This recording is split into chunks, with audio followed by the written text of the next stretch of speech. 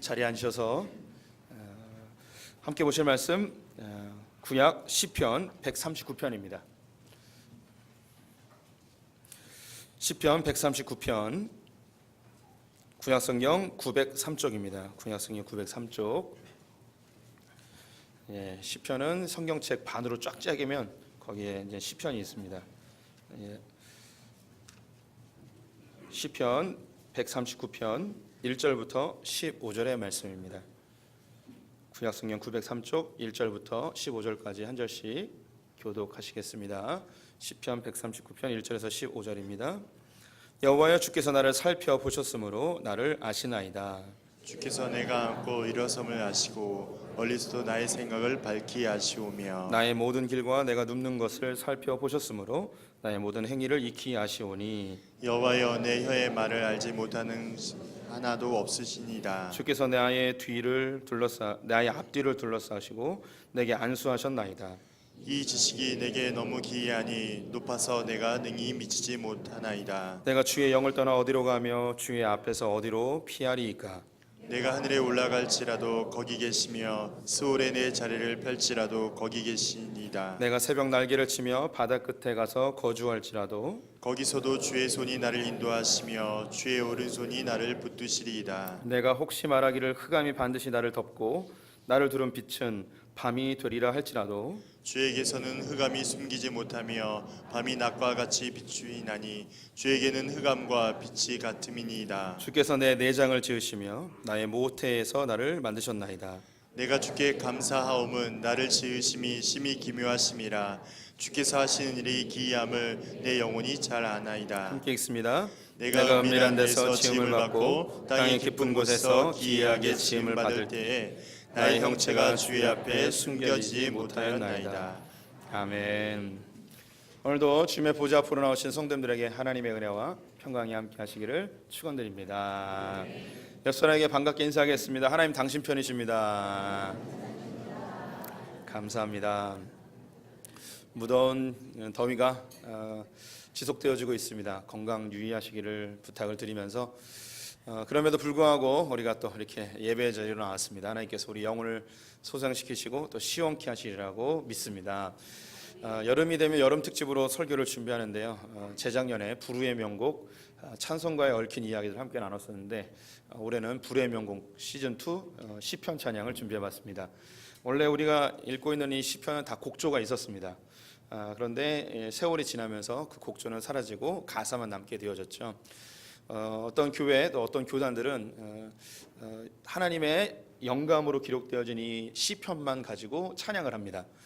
다른 찬양들은 사람이 만든 거기 때문에 이걸 아예 부르지 않는 사람들도 있습니다. 그래서 그만큼 이 시편은 중요한데요. 우리 개혁교회는 이 신앙의 전통을 따라서 이 시편의 곡조는 없지만 이 가사를 찬양의 형식으로 시낭송으로 여전히 하고 있습니다. 그래서 우리가 예배 때에 하였던 성시교독, 그래서 이 시를 이제 우리가 낭송함으로 이제 찬양을 하는 거죠. 찬송은 곡조가 있는 찬송이 있고 곡조가 없는 것도 다 찬송입니다. 찬송은 하나님을 높이는 모든 것을 찬송이라고 하게 되는 것이죠. 그 가운데 이 유명한 또 우리에게 은혜가 되어지는 찬송 시편을 현대인들이 곡조를 붙여서 만든 찬양들이 많이 있습니다. 그 중에 5편을 뽑아서 이것을 이번 여름에 함께 나누길 원하는데요. 그래서 2부, 3부, 4부에게 이 찬양을 다 준비를 시켰습니다. 그래서 오늘 여호사밧이 오늘 이 주의 신을 내가 떠나를 찬양을 우리 성도들에게 선물로 드린 것이죠. 오늘 이 시편 139편의 이야기 함께 살펴보도록 하겠습니다. 우리 성도님들이 생각할 때 이 세상에서 가장 아름다운 단어가 무엇일까요? 가장 위대한 단어, 가치 있는 단어를 꼽으라면 우리 성도님들 뭐 각자 생각이 있겠지만 이거를 끄시면 단연 사랑이라는 단어가 꼽히리라고 생각이 듭니다. 러브죠, 러브. 러브를 해야 됩니다. 사랑을 해야 되죠. 우리 성도님 중에 이 사랑이 가장 가치 있다는 것에 부정할 사람들은 아무도 없으리라고 생각이 듭니다. 왜냐하면 우리 모든 성도님들이 사랑에 굶주려 있고 또 사랑받고 싶어하고 사랑을 주고 싶어하는 욕구가 우리 안에 있기 때문이죠. 우리가 이제 돈이 없으면 살아도 사랑이 없으면 못 삽니다. 우리가 이 음식이 없으면 뭐 그 좀 적게 먹으면 되지만 사랑이 굶주리면 사람이 이 생명도 끊을 만큼 아주 위태로워집니다. 그래서 그런지 이 인류의 역사 가운데 많은 시와 많은 노래 또 많은 소설들의 중심 소재가 사랑이죠. 사랑을 뺀다면 이 세상은 굉장히 건조해질 것 같습니다. 우리가 부르고 있는 모든 노래들은 다 이상한 노래로 바뀌어지겠죠. 성경도 사랑에 대해서 굉장히 가치 있게 이야기합니다. 사랑이 없으면 아무것도 아니다라고 이야기하면서 사랑이 모든 일의 본질임을 이야기합니다. 또 믿음, 소망, 사랑 중에 그 중에 제일이 사랑이라고 하죠. 고린도전서 13장에서 말하는 이 사랑이 하나님의 고차원적인 사랑이라고 굳이 이야기할 필요 없습니다. 그냥 우리 성도님들의 일상생활 속에서 사랑이 없으면 사실 아무것도 아닙니다. 사랑이 있어야 모든 것이 가치 있게 되어지죠. 친구 사이에 사랑이 없는 우정, 이것은 우정이 아닙니다.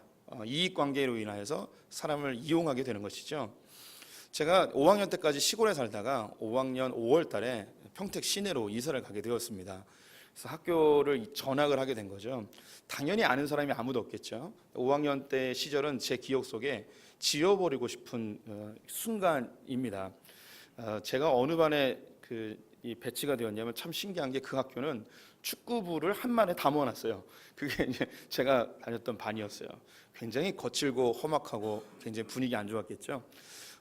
초등학교 5학년 때 제가 주로 했던 반에서의 일은 축구부 아이들에게 물심부름하는 게 저의 주로 일이었습니다. 저를 너무 이렇게 찌질이로 보지 마시고 저희 반에 저 외에도 한두 명이 더 있었습니다. 처음 전학 오니까 이런 일에 활용이 되어졌었죠. 그 외에도 마음 아픈 일들이 많이 있었는데 다 잊어버리고 싶고 지워버리고 싶은 추억이죠. 친구가 없이 5학년을 그렇게 보냈습니다. 6학년이 되었습니다. 6학년이 되니까 전학생이 아니고 기존에 있던 학생이 된 거죠. 새로운 친구들이 형성이 되어졌고 이제 사귐이 일어나게 되었습니다. 학기 초에 저희 반에 한 친구가 저를 자기 집에 초대하는 거예요. 몇 명과 함께. 굉장히 기뻤죠. 제가 전학 온 이후로 처음으로 남의 집에 가본 거였거든요. 그 친구의 아버지는 건설회사 사장님이었습니다. 제가 보지 못했던 선진 문물들이 그 가정에 많이 있었습니다. 저녁쯤 되었을 때 그의 어머니께서 짜장면을 시켜주셨습니다.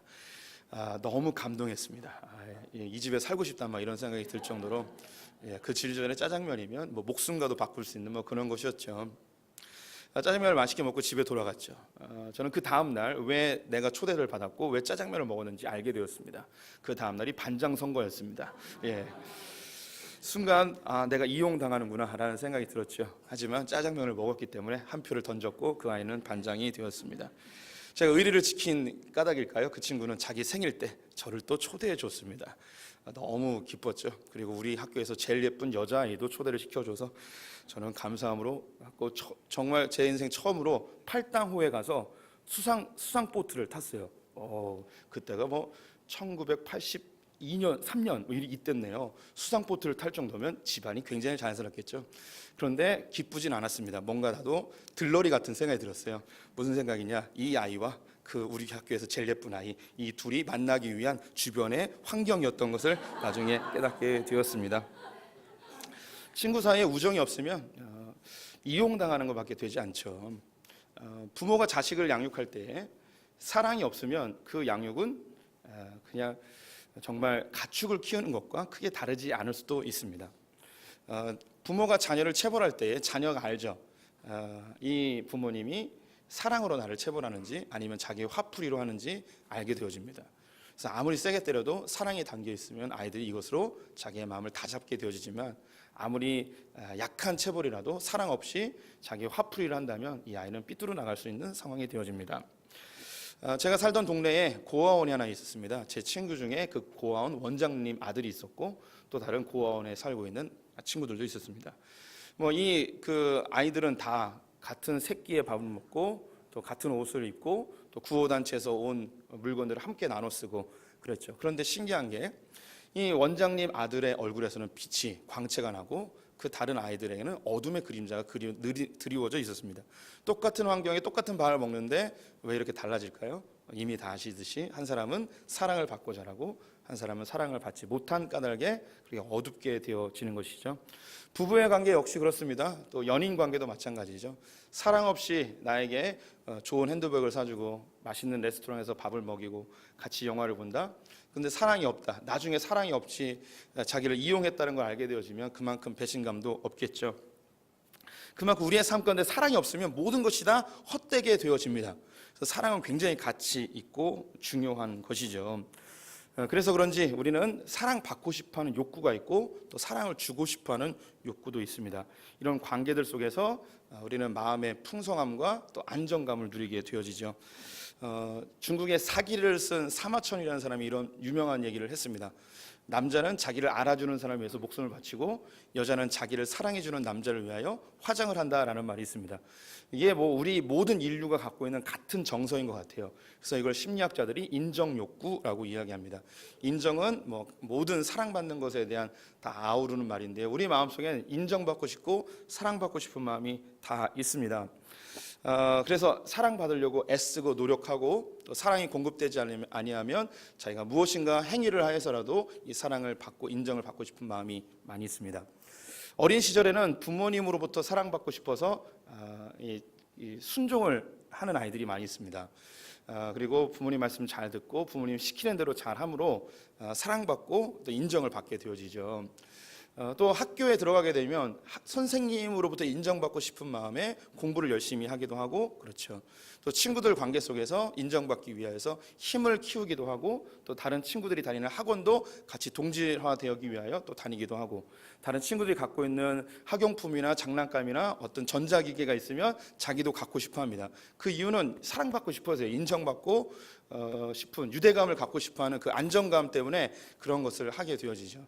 또 사회에 나가게 되어지면 사람들에게 인정받는 학교, 사람들에게 인정받는 직장, 그리고 사람들에게 부러울 만한 집과 차와 사회적 지위들 이런 것들을 다 갖기를 원합니다. 이 모든 것들의 욕구가 바로 인정받고 싶고 사랑받고 싶은 거죠. 그래서 우리 성도님들의 삶의 근본적 동기는 어디 있냐면 사랑받고 싶은 것에 있습니다. 그런데 내가 노력하고 애쓰고 수고했는데도 사랑을 받지 못하는 경우가 있죠.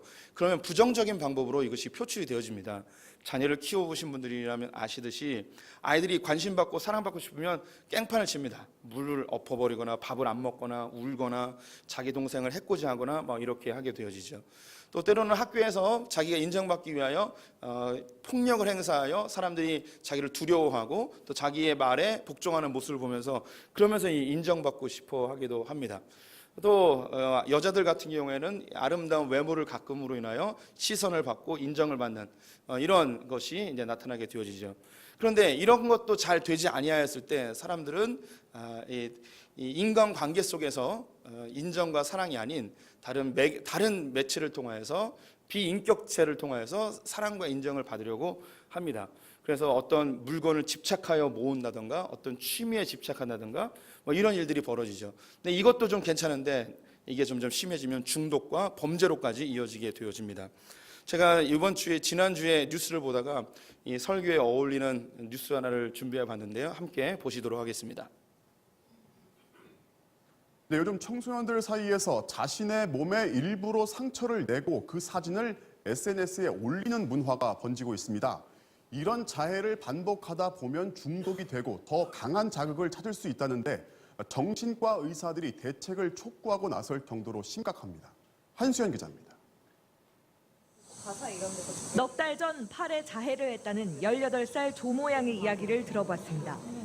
일부러 상처를 낸 이유로 조양은 학업 스트레스와 가정 불화를 말했습니다. 의지할 곳이 별로 없고 이게 가장 그나마 효과적으로 또 스트레스가 풀리기도 하고 처음엔 겁이 났지만 시작하고 나니 쉽게 끊기 어려웠습니다. 엄마가 내가 이렇게 아프다는 걸 좀 알아줄 줄 알고 많이 걱정해 줄 줄 알았는데 오히려 짜증을 내더라고요. 나는 이 정도밖에 안 되는 존재였구나. 그냥 이게 다였구나. 날카로운 도구로 여러 차례 상처를 내고 손목에도 자해의 흔적이 선명합니다. 병원 응급실에서나 볼 법한 이 장면들은 요즘 SNS에서 쉽게 찾을 수 있는 자해 인증 사진입니다. 게시자는 대부분 10대 청소년들. 청소년들 사이에서 자해러, 자해계라고 부르며 자해를 시도하고 SNS에 공유하는 문화가 확산되고 있습니다. 포털 사이트에서 자해를 검색한 비율도 최근 넉 달 사이 4배 이상 증가했습니다.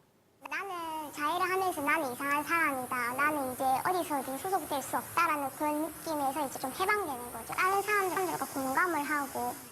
한 반에 한두 명꼴로 자해 학생이 있다는 일선 교사의 증언을 뒷받침하듯 청소년들 사이에 비자살성 자해 질환이라는 새로운 증후군이 확산되고 있다고 정신과 의사들은 우려를 표하고 있습니다.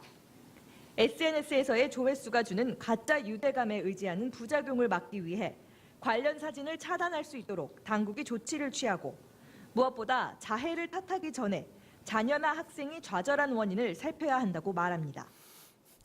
이 영상에 나오는 이 학생은 심각한 스트레스를 풀기 위해서 자해를 했습니다. 그 근본적인 이유는 자기가 힘든데 아무도 안 알아주는 거예요. 그래서 자해를 하면 엄마가 상처가 났으니까 보듬어주고 자기 이야기를 들어줄 거라는 생각을 했는데 오히려 엄마는 짜증을 냈다는 거죠. 왜 이렇게 칠칠 맞게 다쳤냐 뭐 이렇게 얘기를 했겠죠. 그런데 이 자해를 한 사진을 찍어서 SNS 인터넷상에 올려놨더니 거기에 좋아요를 눌러주고 댓글을 하면서 관심을 보여주는 거예요. 그러면서 거기서 안정감과 유대감을 얻게 되는 거죠. 이게 가짜 유대감인데 여기에 이제 계속 집착하게 되어집니다. 그러면 사람들은 누구에게 더 좋아요와 관심을 갖느냐, 더 자극적이고 더 강한 상처를 낸 사람에게 더 관심을 보여주니까 이 아이들이 점점점 더 심각한 자해를 하게 되어집니다. 뭐 우리 성도님들 아실지 모르겠는데 그래서 자기 살을 띄어서 먹는 친구들도 있어요. 예, 예, 이렇게 그런 일까지 벌어지는 상황이 되어버렸습니다. 근데 그 근본 이유가 뭐냐면 이제 자기가 사랑받고 싶은, 인정받고 싶은 욕구. 사람은요 사랑 못 받으면 정말 살기 어려워요. 그래서 옆에 있는 분들 많이 사랑해 주시고 가까이에 있는 배우자들 사랑 좀 제발 해주세요. 예, 예. 다른 사람 사랑 말고 내 사람부터 챙기길 바랍니다. 옆에 혹시 가족이 있으면 옆 사람 손을 꼭 잡아주시기 바랍니다. 이럴 때라도 잡아야지 평소 안 잡으시는데 각방 쓰신 지 오래되셨잖아요. 예. 예. 서집사님 잡으시라고요. 예, 예. 예, 잡으세요. 예. 부부잖아요. 왜 남처럼 뽀빠로 안 시킬게요. 잡으세요. 예, 잡으세요. 예. 아니 한 번만 잡지 말고 계속 잡고 계셔요. 아직 안 끝났어요. 예, 옆 사람에게 인사하겠습니다. 조집사님 왜 안 잡고 계세요? 예. 평상시에 잘 잡으세요. 예. 제가 못 봐가지고 평상시에. 예, 옆 사람에게 인사해 보겠습니다. 사랑합니다. 우리가 이렇게 누군가로부터 사랑을 받고 또 인정을 받는 것 굉장히 가치 있는 일인데, 근데 사실 이것도 굉장히 유한합니다. 제한적이죠. 부부가 사랑해서 결혼했는데 이 사랑이 얼마나 오래 지속될까요? 제가 살아봐서 아는데 한 3개월 가더라고요. 또 일찍 끝나는 사람들은 신혼여행 갔다 와서 끝나는 사람들도 있는데 그렇게 오래 가지 않더라고요. 또 내가 정말 믿었고 목숨처럼 생각했던 친구에게 배신을 당하기도 하고요. 또 자녀를 그렇게 사랑했는데 자녀가 또 부모님에 대하여 큰 상처를 주기도 합니다. 그래서 살다 보면 그런 얘기들 합니다. 세상에 믿을 놈 하나도 없다. 그리고 얽힌 물속은 알아도 한길 사람 속을 모른다는 이야기를 하게 되죠. 사람으로부터 받는 이 사랑이 제한되기 때문에 그렇게 됩니다. 그래서 그런지 요즘은 사람이 아닌 비인격체를 더 사랑하게 되는 경우가 많죠. 그래서 사람은 배신하지만 우리 집 강아지는 배신하지 않는다고 하면서 마치 강아지를 인격체인 것처럼 생각하는 경우들도 많이 있습니다. 감정의 교류는 분명히 있습니다. 동물들도 이제 정서가 있기 때문에 감정상의 교류는 있지만 절대 인격체가 아닙니다. 그래서 사람으로부터 얻어지는 이 사랑을 동물에 의하여 대체시키지 않으시기를 권면을 드립니다. 그리고 언젠가 이 동물도 죽게 되어지죠. 그래서 우리가 사랑에 대한 기대감이 점점 줄게 되어지는데, 그래서 우리가 한 가지 기댈 곳, 한 가지 남아있는 영원한 사랑이 있다면 바로 하나님의 사랑입니다. 하나님 우리 얼마나 사랑하시는지 성경 곳곳에 기록이 되어 있고요. 우리가 이 세상에 많은 종교들이 있는데 이 종교들을 우리 성도님들이 좀 접해 보시면 그 신적 존재가 믿고 있는 그 신자들에게 내가 너를 사랑한다 이런 이야기를 하는 종교가 없어요. 요즘 사이비 이단들은 그런 얘기를 할지 모르겠지만 고대로부터 형성되어진 이 고등 종교들 안에 신적 존재가 내가 너를 사랑한다 이렇게 이야기하는 게 없어요. 왜냐하면 그 신들은 인격이 아니기 때문에 그런 걸 말할 수가 없어요. 우리 하나님은 인격이시기 때문에 살아계신 분이기 때문에 우리와 같은 이 인격을 갖고 계세요. 그래서 사랑하고 싶어하고 사랑받고 싶어 합니다. 하나님의 사랑은 많은 것으로 구분할 수 있지만 그 중에 몇 가지 이야기해 보도록 하겠습니다. 예레미야 31장 3절부터 4절 같이 읽어보겠습니다. 옛적에 여호와께서 나에게 나타내사 내가 영원한 사랑으로 너를 사랑하기에 인자함으로 너를 이끌었다 하였노라. 처녀 이스라엘아, 내가 너를 세우리니 내가 세움을 입을 것이요 내가 다시 소고를 들고 즐거운 자들과 함께 춤추며 나오리라. 하나님의 사랑은 영원한 사랑입니다. 이 영원한 사랑은 변하지 않는다는 사랑이죠. 배신하지 않으신다는 것입니다. 여기 처녀 이스라엘이라고 이야기하는데 하나님 우리에 대해서 신랑과 신부로서 비유를 합니다.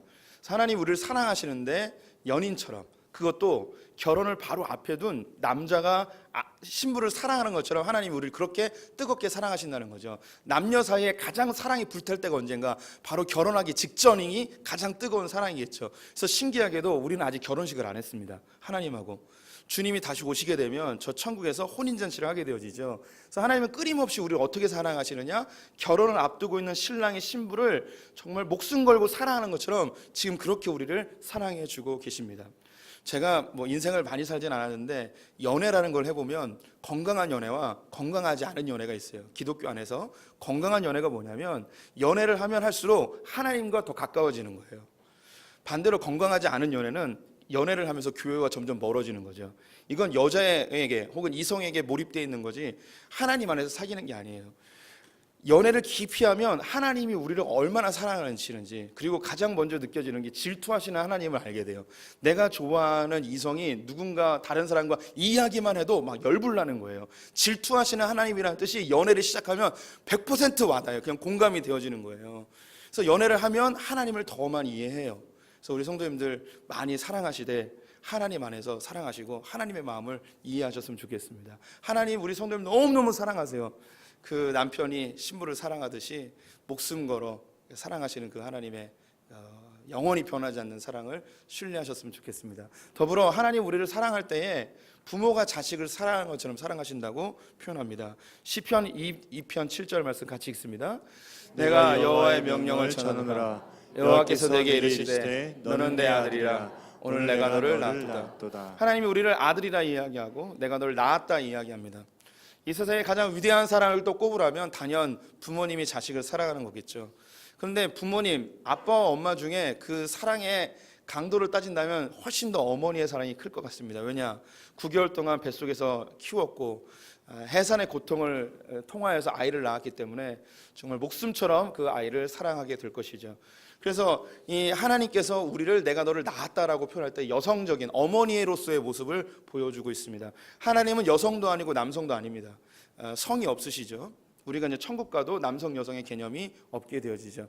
하나님이 남성 여성을 만드신 이유는 이 땅에 이 인류를 번성케 하기 위한 목적이지, 우리가 천국 가면 이런 번성에 대한 생산에 대한 필요성이 없기 때문에 우리의 성은 존재하지 않습니다. 더불어 천사들도 남자 천사, 여자 천사가 없습니다.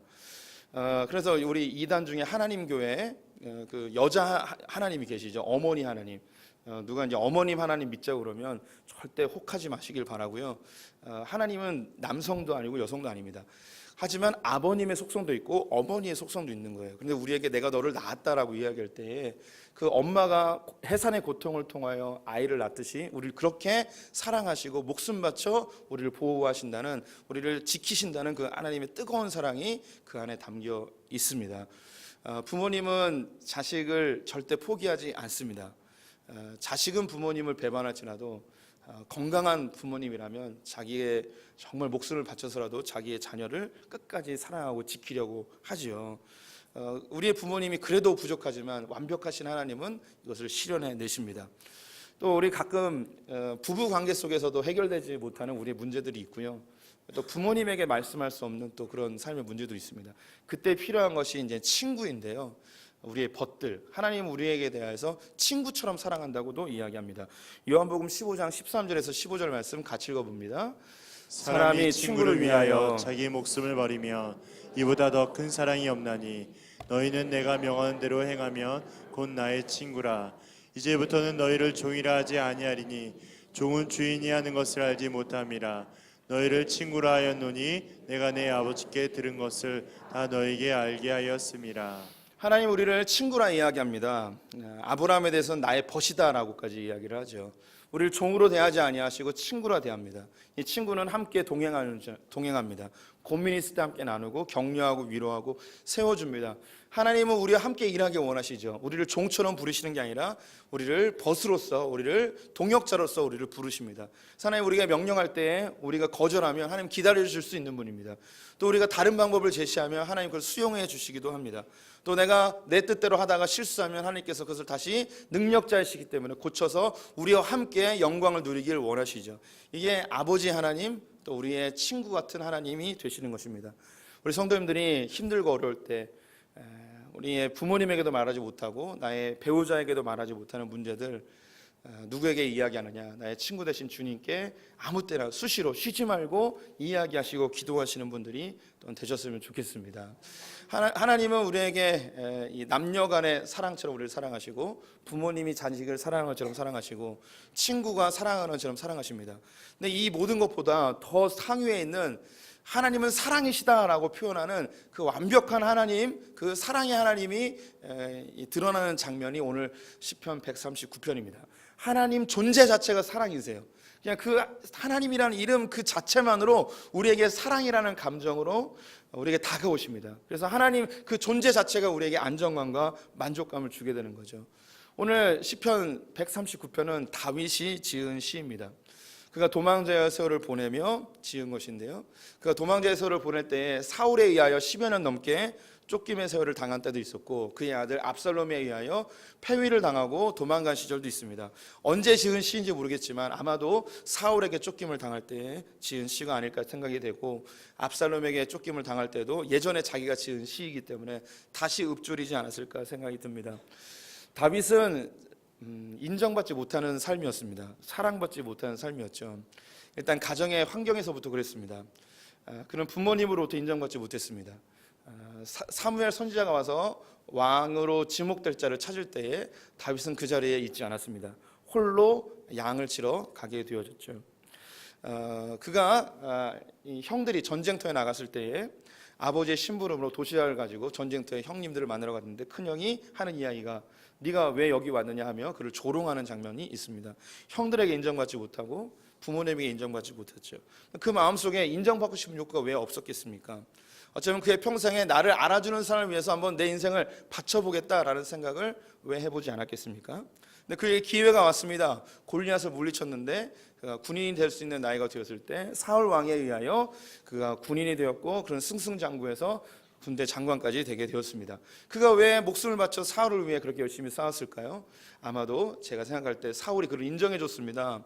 그를 인정하였기에 그를 사위까지 맞이하게 되어졌죠. 군대 장관으로 목숨 바쳐 자기의 왕을 위하여 자기의 장인을 위하여 그렇게 열심히 싸웠던 자였습니다. 자기를 인정해 주니까 목숨 바쳐 싸운 거죠. 그런데 안타깝게도 이 사울은 하나님께 버림받게 되고 다른 사람이 왕위에 오를 것이라는 예언의 말씀을 듣고 가장 유력한 왕위의 계승자가 다윗이었기 때문에 다윗을 죽이려 하고 다윗을 공격하게 되어집니다. 배신을 당한 거죠. 자기가 목숨 바쳐 싸워주었던 그 사울 왕에게 자기 장인에게 버림받게 되어지죠. 그는 자기와 함께 싸웠던 전우들에 의해서도 배신을 당합니다. 또 백성들을 위해 싸웠는데 가는 곳곳마다 백성들은 밀고를 하고 그를 지지해 주지 않았습니다. 백성들은 자기의 주군을 버린 배신자라고 이야기하며 다윗을 조롱하였습니다. 그에게 친구들이 몰려왔습니다. 400명, 600명 되어지는 시중 작배들이 몰려왔죠. 그런데 다윗과는 본질적으로 다릅니다. 하나님에 대한 이해도 달랐고 그 시대를 바라보는 눈도 달랐고 왕을 대하는 태도도 달랐습니다. 그들은 사회에 불만이 가득한 자였지만 다윗은 억울하게 쫓김을 당하는 자였죠. 그는 속을 드러내고 이야기할 수 있는 존재들도 없었습니다. 그에게 유일한 벗이었다면 요나단이라고 할 수 있는데 상황에 의해서 다시는 보지 못하는 그런 철저히 고립되어진 상황이 되어졌죠. 그는 부모님께도 인정받지 못하고 자기 주군에게도 인정받지 못하고 자기 벗들에게도 인정받지 못하는 철저한 고립의 상황 속에서 이 시를 짓게 되어진 것이죠. 이 시를 보게 되어지면 그가 하나님으로 인하여서 그 본질적인 하나님에 의해서 사랑이 충만케 되어져 자기 그 정말 죽을 수밖에 없는 그 아픔의 상황을 견뎌내는 것을 보게 되어집니다. 그러면 그 하나님의 본질적인 사랑이 무엇일까요? 그것은 첫 번째, 하나님은 우리를 다 알고 계시다는 겁니다. 하나님의 전지하심이 하나님의 사랑의 실체입니다. 오늘 1절부터 4절까지 교독해 보도록 하겠습니다. 제가 먼저 읽습니다. 여호와여, 주께서 나를 살펴보셨으므로 나를 아시나이다. 주께서 내가 안고 일어섬을 아시고 멀리서도 나의 생각을 밝게 하시오며 나의 모든 길과 내가 눕는 것을 살펴보셨으므로 나의 모든 행위를 익히 아시오니 여호와여, 내 혀의 말을 알지 못하시는 것이 하나도 없으시니이다. 하나님은 나를 아시고 나의 행위와 나의 생각과 나의 말까지도 다 알고 계시다는 것이죠. 다윗은 억울했습니다. 자기의 왕을 위하여서 목숨 바쳐 헌신하였는데 사람들은 배신자라고 이야기합니다. 자기는 왕이 될 생각이 없습니다. 그래서 사람들 다 왕이 되고자 한다고 자기를 모함합니다. 그는 이 사울의 적이라고 이야기하죠. 자기는 그의 사위로서 충성스럽게 살 생각이 있지만 아무도 그걸 인정해 주지 않습니다. 나의 생각, 나의 행위, 이 모든 것을 사람들을 오해하고 있죠.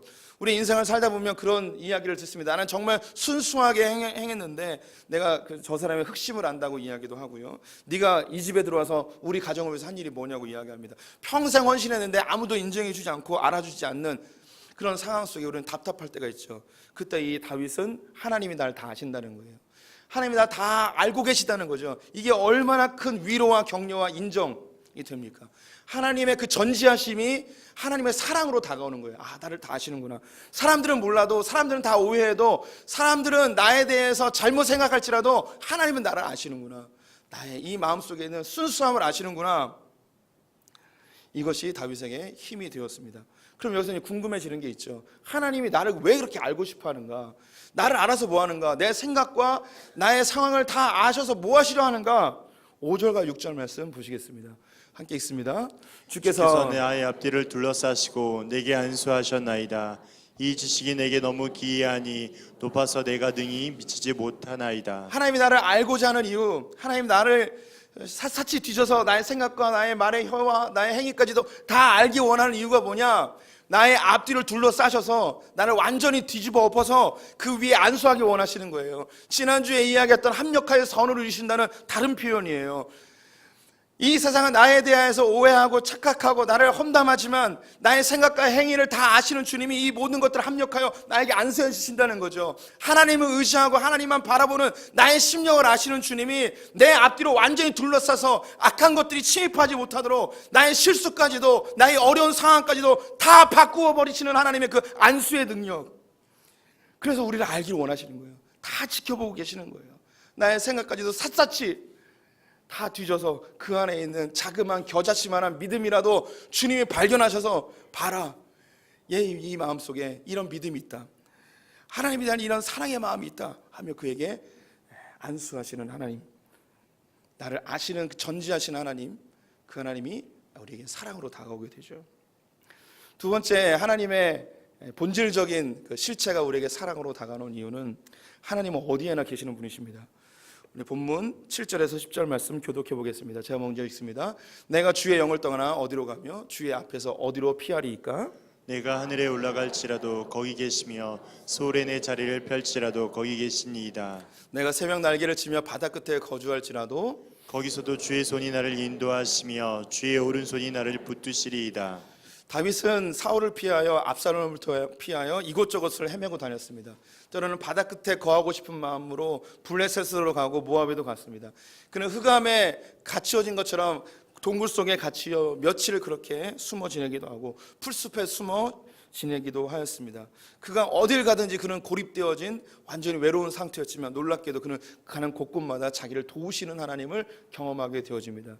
자기의 필요를 채우시고 자기를 지키시는 하나님, 위협 속에서 자기의 생명을 보존하시는 하나님을 경험하는 거죠. 아, 여기도 하나님이 계셨구나, 여기도 하나님이 있었구나. 우리 성도님들이 어딜 가든 하나님은 함께 동행해 주십니다. 주님은 무소부지하시는 분이십니다. 하나님 우리와 동행하십니다. 우리를 감시하는 분이 아니라 우리를 지키시고 돕기 위하여 우리 함께 동행하시는 분이십니다. 이 세상의 그 어떤 종교도 우리와 함께 동행한다고 하는 그런 신의 존재가 없습니다. 그래서 우리 하나님의 별명은 임마누엘입니다. 하나님이 우리와 함께 하신다는 뜻이죠. 우리 성도님들이 어딜 가든 함께 하십니다. 아무리 험한 골짜기로 걸을지라도, 흑암의 음침한 골짜기로 걸을지라도, 우리가 저 멀리 하나님이 안 계신 것 같은 저 멀리 홀로 떨어져 있을지라도, 우리 정서적으로 육체적으로 가장 먼 곳에 떨어져 있을지라도 그곳에는 하나님께서 존재하고 계시고 놀랍게 그곳에서 우리를 지키시며 우리를 인도하시는 하나님을 발견하게 됩니다. 여기서 한 가지 이제 또 본질적인 궁금함이 생깁니다. 왜 하나님 나를 그렇게 알고 싶어 하시고 왜 나를 그렇게 함께 하시며 나를 보호하시는가? 아주 본질적인 질문이죠. 그 질문이 13절에서 15절에 나와 있습니다. 함께 읽어보겠습니다. 주께서 내 심장을 지으시며 나의 모태에서 나를 만드셨나이다. 내가 주께 감사함은 나를 지으심이 심히 기묘하심이라. 주께서 하시는 일이 기이함을 내 영혼이 잘 아나이다. 내가 은밀한 데서 지음을 받고 땅의 깊은 곳에서 기이하게 지음을 받을 때에 나의 형체가 주의 앞에 숨겨지지 못하였나이다. 하나님이 나를 알고 싶어하는 이유, 나와 함께 하시는 이유, 그건 한 가지입니다. 그래서 하나님이 우리 성도님들을 직접 만드셨기 때문입니다. 우리 성도님들이 만든 그 어떤 물체가 있다면 그것이 비인격체라도 거기에 관심이 있습니다. 새로 산 차에 관심이 있습니다. 새로 산 집에 관심이 있습니다. 새로 산 옷에 관심이 있죠. 왜? 내 거니까, 나의 소유니까. 유초등부 아이들이나 유치부 아이들이 앞에 나와서 종종 특송을 하고 율동을 할 때가 있습니다. 그리고 우리 성도님들의 관심이 어디 있는지 저는 압니다. 다 자기 자식에게만 있습니다. 여기서 자기 자식이라고 하면 안 되고 지 새끼에게만 관심이 있죠.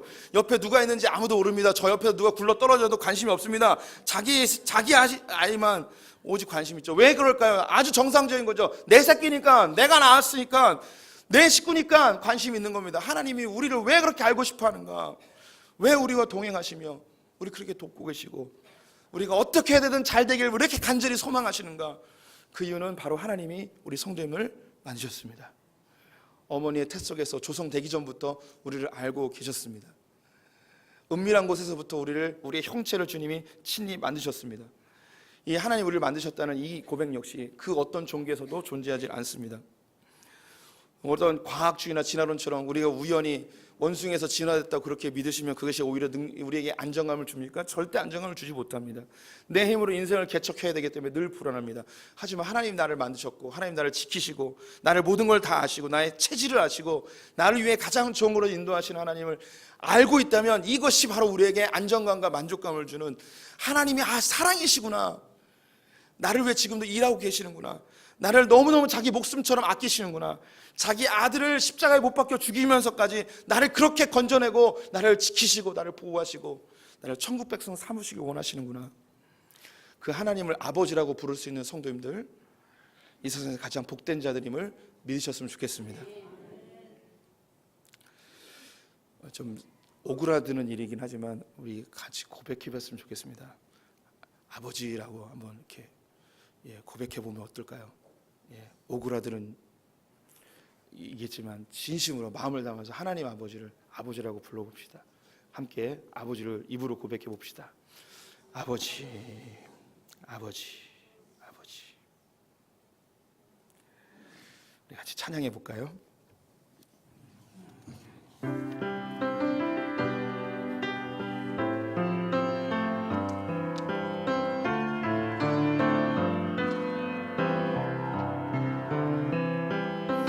주의 신을 내가 떠나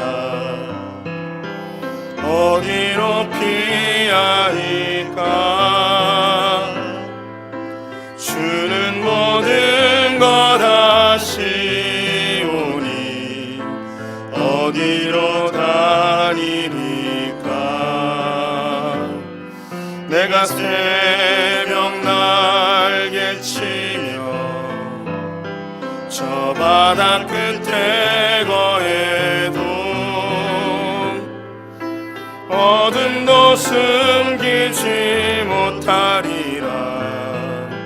주님의 손이 날 인도해. 주의 신을 내가 떠나 주의 신을 내가 떠나 어디로 피하리까? 주는 모든 것 아시오니 어디로 다니리까?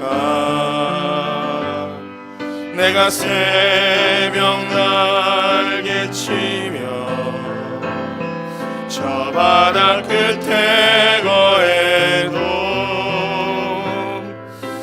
어둠도 숨기지 못하리라.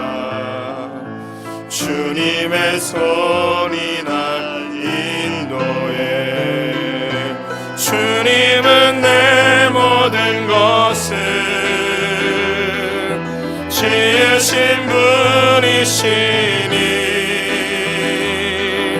주님의 위대하심을 내가 고백하리라.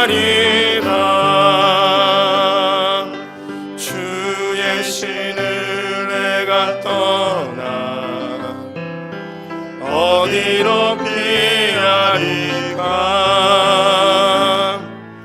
주는 모든 것 아시오니 어디로 다니리까. 내가 새벽 날개치며 저 바다 끝에 거해도 어둠도 숨기지 못하리라. 주님의 손이 날 인도해. 하나님이 우리의 아버지심을 감사합니다. 나를 지으신 주님 감사합니다. 내가 당신의 소유이기에 나를 절대 포기하지 않으시고 나를 지켜 보호하시며 주의하여 살피시며 나의 연약함까지도 앞뒤로 둘러싸 안수하시는 주님을 신뢰합니다. 이 세상이 나를 알아주지 못하고 사랑받지 못할지라도 우리의 인생이 가치 있는 것은 이 세상을 창조하신 주님이 나의 아버지시기 때문임을 믿습니다. 하나님, 우리 소풍의 성도님들 충만한 사랑으로 주님께서 채워주시되 우리의 부족한 부분들 하나님이 갚아주시며 이 땅에서 억울하고 눈물 흘리는 것들 주님께서 새롭게 하여 주길 간절히 원합니다. 아버지, 아버지, 당신을 나의 아버지라 부를 수 있게 하시니 감사합니다. 예수님의 이름으로 기도드렸습니다. 아멘.